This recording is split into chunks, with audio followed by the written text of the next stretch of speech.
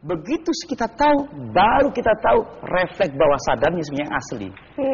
Senyum kita ini, Bu, bisa ketahuan ini bohong atau tidak. Kemarin dijelaskan oleh Kenapa? Ini refleks bawah sadar kita. Ketarik atau Ketariknya. tidak? Iya. Jadi selama ini yang kita tampilkan di muka umum, ini adalah pikiran sadar, maka capek. Ketika kita kenapa jadi orang baik kok capek? Karena masih pikiran sadar, masih begini. Aslinya kita ini tidak baik. Kenapa?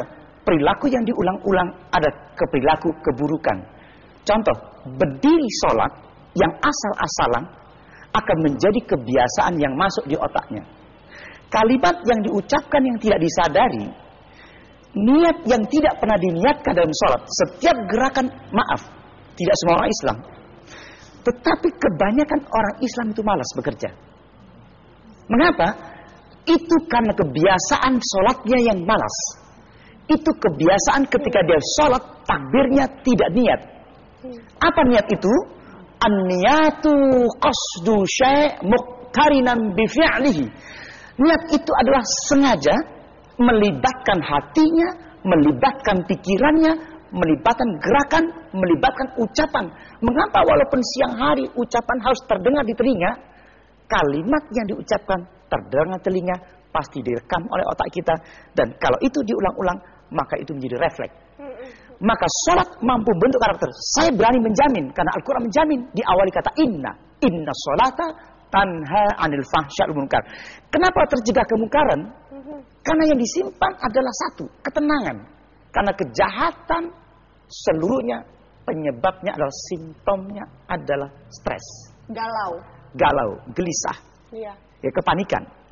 Nah, ini seperti ada tadi ya, Pak Abu. Saya katakan bahwa ada pengulangan yang dimasukkan, makanya di dalam Islam ada istilah wiridan, waroda, diulang-ulang, repetition power.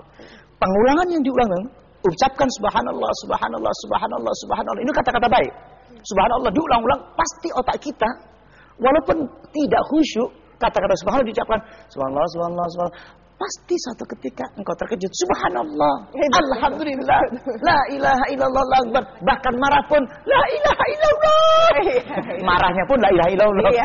Tapi sayang, zikirnya sampai di mulut saja. Otak tidak pernah bohong. Otak menyimpan dan merekam apa yang engkau lakukan. Otak adalah, di sini ada akson dan dendrit, ada synapse yang bisa menyimpan apa adanya. Kalau saya mengatakan subhanallah, subhanallah, tidak ada hayatan hati. Hati ini punya perasaan senang akan juga direkam di otak kita. Tenang juga sama. Ya, betul.